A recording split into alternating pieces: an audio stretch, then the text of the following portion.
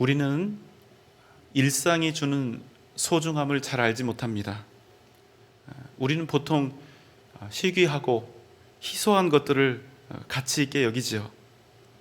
하지만 여러분, 정말 우리에게 귀한 것들은 희소한 것들이 아니라 흔한 것들입니다. 너무 흔하고 평범한 것들, 너무나 당연한 것들이라 그것이 얼마나 소중한지 깨닫기 어려운 것들, 그런 흔한 것들은 잃기 전까지는 그 소중함을 알지 못합니다. 최근 우리가 겪고 있는 현실이 그렇지요. 우리가 마스크를 끼고 산 지가 이제 2년이 되었습니다. 신선한 공기를 직접 호흡하며 상쾌함을 누렸던 그 시간들, 우리가 얼굴과 얼굴을 마주하고 또 손과 손을 마주 잡고 얼싸안고 또 부둥켜 안으며 즐거워했던 그 시간들, 흔하디 흔해서 너무나 자연스럽게만 여겨졌던 그 시간들, 이제 어쩌면 그때로 다시는 돌아갈 수 없을지 모릅니다. 우리가 당연하다 생각했던 그 평범했던 일상을 이렇게 잃게 되니 그 소중함을 이제야 다시 생각하게 되는 것 같습니다. 그런 것들이 적지 않죠. 평생 건강했던 사람은 건강이 얼마나 큰 복인지 잘 알지 못합니다. 우뚝 서서 걷고 나의 두 눈으로 글씨를 읽을 수 있고 내 손으로 음식을 먹으며 그 맛을 음미하고 또 정상적으로 소화하는 일이 얼마나 감사한 일인지 잘 모릅니다. 그 당연한 일들이 얼마나 크신 하나님의 은혜였고 큰 복이었는지 그것을 깨닫는 일이 우리에겐 참 쉽지가 않습니다. 그래서 여러분, 모든 복들 중에 가장 큰 복은 감사할 수 있는 복입니다. 진정한 복은 많은 소유에 있는 것이 아니라 많은 감사에 있기 때문입니다. 여러분, 아멘입니까?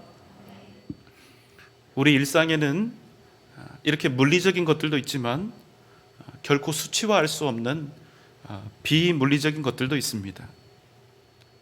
하지만 그 소중함은 그 어떤 물리적인 것들보다 훨씬 더 크지요.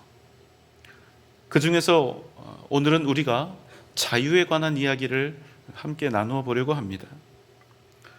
민주주의 국가에서 살고 있는 우리에게 있어서 자유는 이미 우리 삶에 밀접하게 부착이 되어 있습니다. 헌법상 우리는 신체의 자유, 거주 이전의 자유, 직업 선택의 자유, 양심의 자유, 출판, 언론, 집회 결사의 자유, 학문과 예술의 자유, 종교의 자유 등 이런 자유들을 우리가 충분하게 누리고 있죠. 그런데 여러분, 어떻습니까? 우리가 지금 자유를 누리고 있다는 사실을 우리의 일상에서 우리가 조금이라도 자각을 하면서 살고 있습니까? 아마 아니실 거예요. 아예 자유라고 하는 단어조차 생각하지 않고 그렇게 그냥 살고 계실 겁니다. 왜 그렇습니까? 이미 우리에게 있어서 자유는 공기처럼 물처럼 너무나 당연한 것이 되어버렸기 때문입니다. 그러나 여러분, 우리에게는 너무나도 당연한 이 자유를 얻기 위해서 어떤 사람들은, 또 수많은 사람들은 자신의 하나밖에 없는 생명을 바쳐야 했다는 사실을 우리가 다시 한번 생각하면 좋겠습니다. 빅터 프랭클이라고 하는 사람이 책을 썼는데요, 죽음의 수용소에라고 하는 그런 제목을 가진 책입니다. 이 사람은 의사고 또 철학자인데, 이 사람이 세계대전 당시에 나치의 수용소에 이렇게 수감되어 있었을 때 일어났던 일들을 이 사람이 책으로 썼습니다. 여러분, 그런데 왜 죽음의 수용소라고 하는 그런 제목이 붙어졌을까요? 그것은 언제라도 죽임을 당할 수 있는 모든 조건이 완벽하게 갖추어진 바로 그런 곳이었기 때문입니다. 수감자들이 가진 것은 벌거벗은 몸뚱이뿐 스스로를 보호하거나 인간으로서 주장할 수 있는 어떤 권리도 가지지 못했던 그런 사람들입니다. 다만 그들 앞에는 이미 수많은 이들을 죽음으로 몰아갔던 가스실이 있었고, 이 때문에 그들은 굳이 자살을 해서 그 고통스러운 순간을 마칠 필요가 전혀 없었습니다. 그러나 여러분, 그런 절망적인 순간에도 불구하고, 이런 절망 속에서도 불구하고 그들에게서 결코 빼앗을 수 없었던 권리가 하나 있었다, 이렇게 빅터 프랭크는 이야기를 합니다. 책에 있는 내용을 좀 잠깐 보겠습니다. 나는 살아있는 인간 실험실이자 시험장이었던 강제 수용소에서 어떤 사람들이 성자처럼 행동할 때 또 다른 어떤 사람들은 돼지처럼 행동하는 것을 보았다. 사람들은 내면에 두 개의 잠재력을 모두 가지고 있는데 그중 어떤 것을 취하느냐 하는 문제는 전적으로 본인의 의지에 달려 있다. 우리 세대는 그 실체를 경험한 세대이다. 왜냐하면 인간이 정말로 어떤 존재인지 알게 됐기 때문이다. 인간은 아우슈비츠 가스실을 만든 존재이자 또한 의연하게 가스실로 들어가면서 입으로 주기도문이나 신명기 말씀을 외칠 수 있는 존재이기도 한 것이다.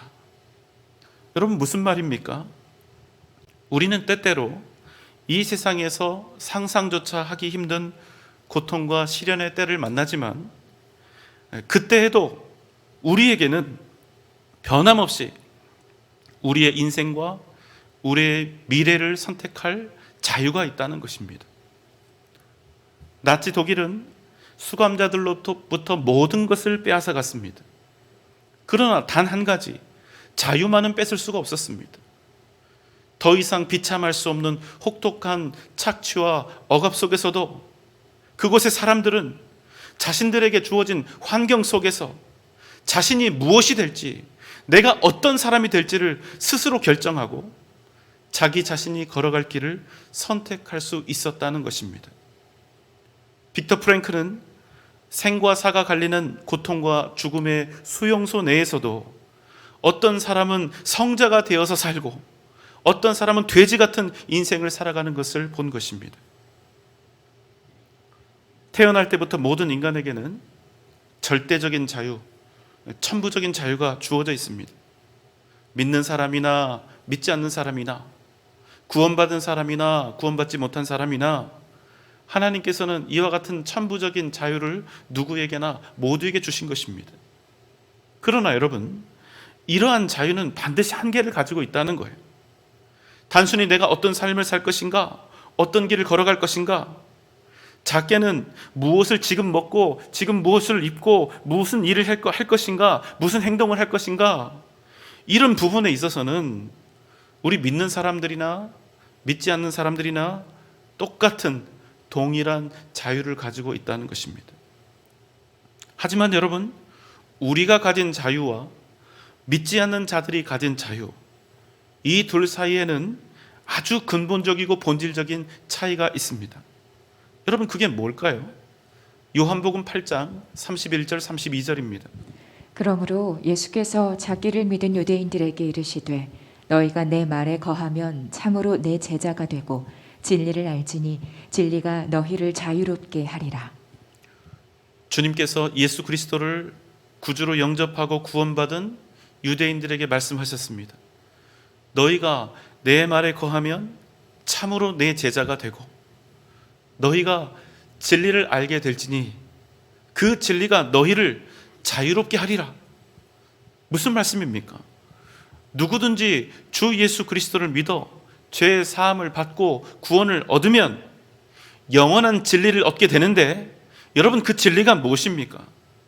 예수 그리스도의 보혈이 우리를 죄와 사망의 권세로부터 영원히 자유롭게 한다는 것입니다. 단지 이 세상에서 인격을 가진 모든 사람들에게 주어진 무엇을 할 것인가 말 것인가, 이런 단편적이고 찰나적인 자유가 아니라 예수 그리스도 그 이름을 믿으면 우리를 영원히 죄와 사망의 권세로부터 자유케 하신다는 말씀입니다. 그러므로 우리 그리스도인들의 자유는 그냥 자유가 아니라 구원을 얻는 자유, 생명을 얻는 자유, 모든 두려움으로부터의 자유, 세상의 모든 것들로부터의 자유, 그리고 궁극적으로 죄와 죽음으로부터의 자유를 뜻하는 것입니다. 그냥 마음 가는 대로 마음껏 하면, 마음대로 할 수 있으면 자유가 되는 것이 아니라 오직 믿음으로 우리가 주 안에 있을 때 우리의 자유는 참된 자유가 될 수 있다는 사실입니다. 갈라디아서 5장 1절의 말씀입니다. 그리스도께서 우리를 자유롭게 하려고 자유를 주셨으니 그러므로 굳건하게 서서 다시는 종의 멍에를 매지 말라. 주님께서 우리에게 자유를 주신 것은 우리를 자유롭게 하려고 주셨다는 것입니다. 그런데 여러분, 왠지 순환 논법 같지요? 답이 안 나올 것 같습니다. 그러나 이게 무슨 말입니까? 주님께서 당신의 그 귀한 생명을 우리에게 기꺼이 내어주신 것은 우리를 자유롭게 하시려는 것이었는데, 어떤 사람은 주님께서 주신 그 귀한 자유를 가지고 오히려 세상에, 율법에, 사람의, 돈과 명예에 종처럼 매여 살게 되었다는 것입니다. 여러분 기억하십시오.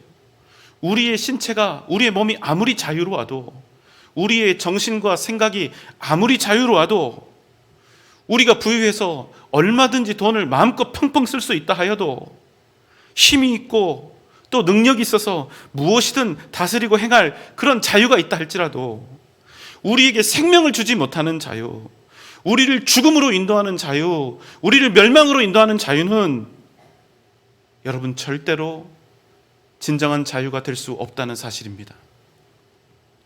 진정한 자유는 어떤 자유입니까? 우리를 생명으로 인도하는 자유입니다.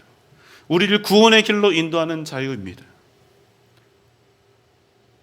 우리는 항상 좋은 것만을 원하죠. 때문에 우리가 원하는 자유 역시도 언제나 달콤한 자유이기를 원합니다. 풍요로움을 선택할 수 있는 자유, 내 욕심을 채울 수 있는 그런 자유이기를 원하는 것입니다. 그것이 대부분 우리의 생각입니다. 어렵고 힘든 것 선택하는 것 자유 아닙니다. 귀찮고 고달픈 것 잃거나 빼앗기거나 내려놓는 것은 자유라고 생각하지 않습니다. 우리의 기도도 그렇고 우리가 소망하는 인생도 그렇습니다. 내가 원하고 바라는 결과가 나타날 수 있어야 내가 진정 자유하다, 이렇게 생각하는 것입니다. 하지만 여러분 잊지 마십시오. 우리의 자유가 우리를 망하는 길로 인도하는 일이 허다하다는 것입니다. 이 때문에 여러분, 하나님은 가끔씩 우리의 인생을 무너뜨리실 때가 있습니다. 그래서 우리가 아무것도 선택할 수 없고 내가 가지고 있던 권한과 자유를 일순간에 앗아가실 때가 있는 것입니다. 도대체 왜요? 하나님께서 우리에게 가짜 자유가 아니라, 내 인생 망치고 죽이는 그런 악한 자유가 아니라, 우리를 살리고 우리를 창성케 할 진짜 자유를 주시기 위해 탐욕으로 가득 찬 우리의 악한 자유를 꺾으시는 것입니다. 우리를 새롭게 하시기 위해서, 우리를 죽음으로 몰아가던 우리의 악한 자유, 그 옛 것들을 허물어 내시는 것입니다. 우리의 상태가 그만하면 어느 한 부분만 깨뜨리시겠지만, 우리의 상태가 심각하거나 한 사람의 인생을 하나님께서 완전히 새롭게 하시려는 그런 마음의 의도를 가지고 계시다면, 하나님께서는 그 사람의 인생 전체에서 그 사람이 선택하고 행할 수 있는 모든 자유를 깨뜨리시고 마침내 완전히 새로운 피조물로 거듭나게 하시는, 때때로 지루하고도 고통스러운 이 작업을 이어가신다는 사실입니다. 언제까지요? 참된 자유, 진짜 자유가 무엇인지 깨닫게 될 때까지.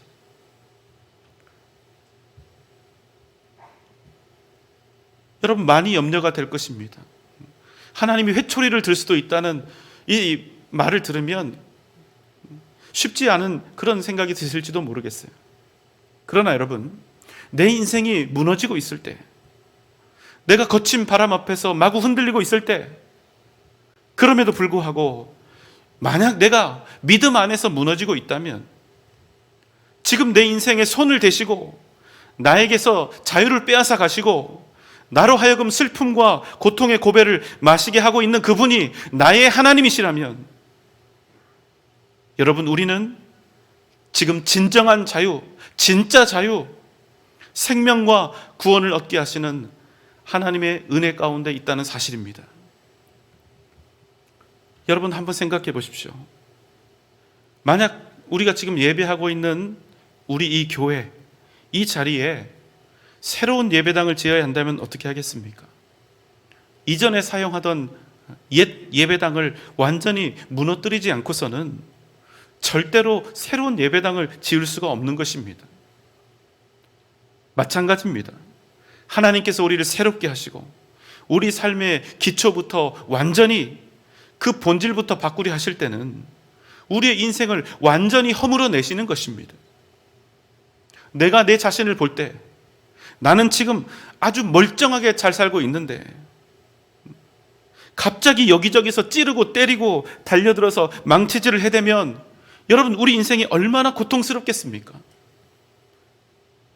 하지만 여러분, 우리에게 주어진 자유가 우리를 다치게 하고 우리를 해롭게 하고 우리를 죄와 사망의 길로 이끌어 가고 있다면 하나님께서는 반드시 우리의 자유를 제한하시고 우리의 삶을 무너뜨리시며 그 고통스러운 재건 작업을 우리에게 행하신다는 사실입니다. 오늘 말씀 갈라디아서 5장 13절입니다. 형제들아, 너희가 자유를 위하여 부르심을 입었으나 그러나 그 자유로 육체의 기회를 삼지 말고 오직 사랑으로 서로 종 노릇하라. 뭐라고 합니까? 형제들아, 너희가 자유를 위하여 부르심을 입었으나 그러나 그 자유로 육체의 기회를 삼지 말라. 무슨 말씀입니까? 여러분, 자유는요, 그 속성상 반드시 육체의 정욕과 세상의 안목, 세상의 자랑을 향해 나아갈 가능성이 아주 높은 겁니다. 왜 그렇습니까? 그 자유를 사용해야 할 우리가 모두 다 죄인이기 때문입니다. 한번 생각해 보십시오. 우리 같은 죄인에게 자유를 주었다. 그럼 여러분, 선한 일이 생기겠습니까? 아니면 악한 일이 생길 가능성이 더 높겠습니까? 무조건 후자가 아닙니까?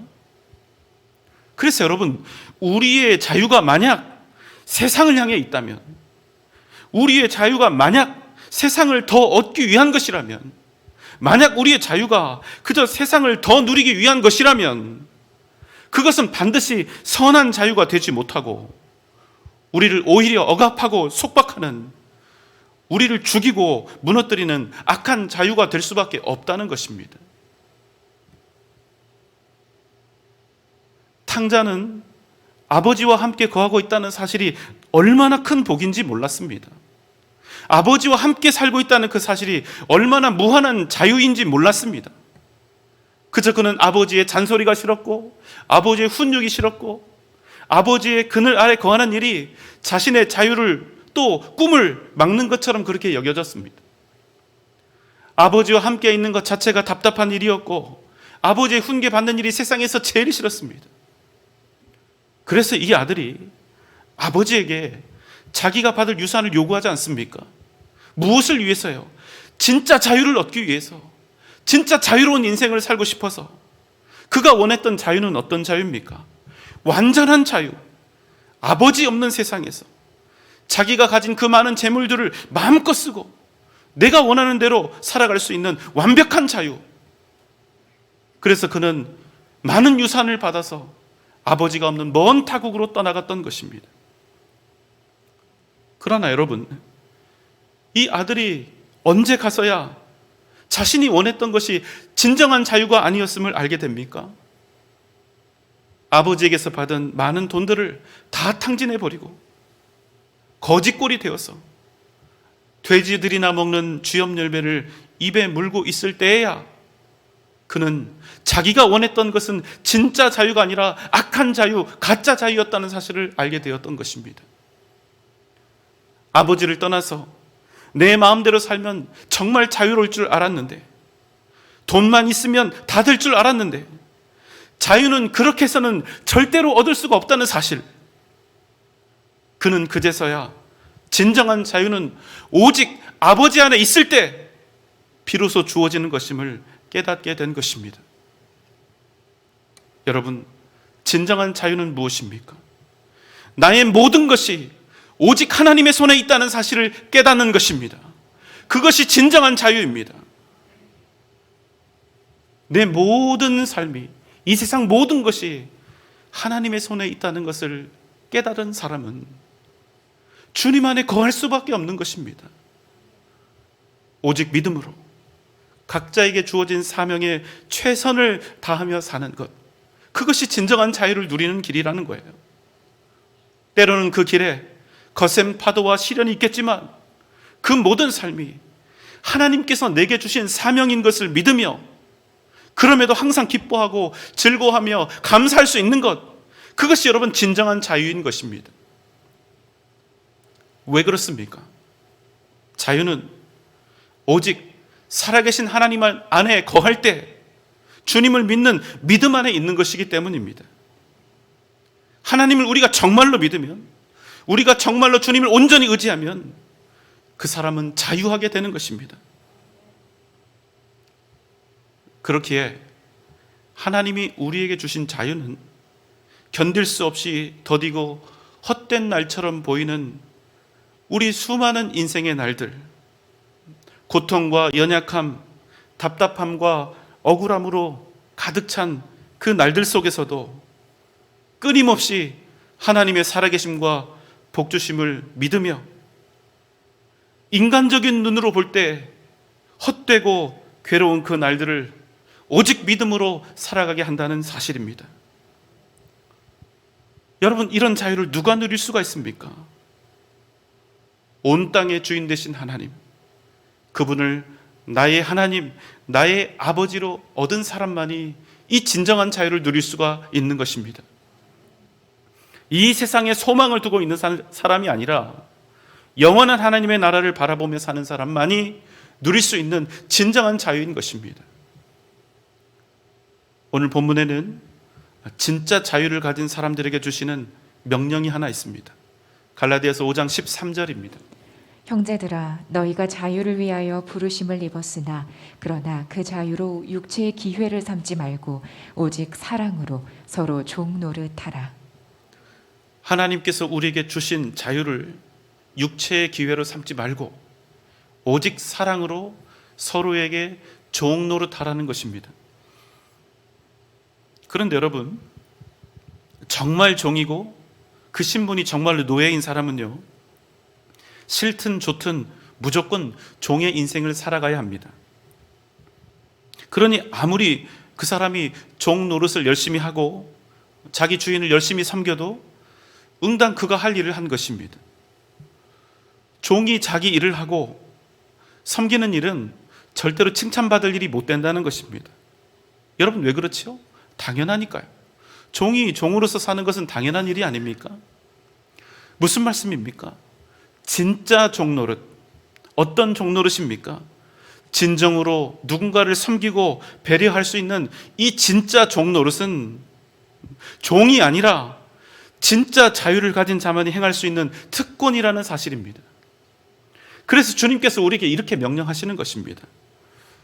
만일 너희가 진정 자유함을 얻은 하나님의 사람이거든 그 자유로 오직 사랑하며 진짜 자유한 사람만이 행할 수 있는 그 섬김과 배려를 서로에게 아끼지 말라는 것입니다. 그럼 어떤 일이 일어난다고 합니까? 갈라디아서 5장 14절입니다. 온 율법은 내 이웃 사랑하기를 내 자신같이 하라 하신 한 말씀에서 이루어졌나니. 바로 거기서 내 이웃 사랑하기를 내 자신과 같이, 내 몸과 같이 하라 하신 그 율법의 말씀이 완전히 이루어진다는 것입니다. 무슨 말씀입니까? 율법의 완성은 어쩔 수 없이 복종할 수밖에 없는 노예나 종이 이루는 것이 아니라 예수 그리스도 안에서 진정한 자유를 가진 하나님의 사람이 서로에게 온전히 기꺼이 종노릇할 때 비로소 이루어질 수 있다는 것입니다. 바로 그곳에서 막힌 담이 흘리고 묶인 매듭이 풀리고 인생의 모든 상처와 아픔들이 치유되고 사라지는 것입니다.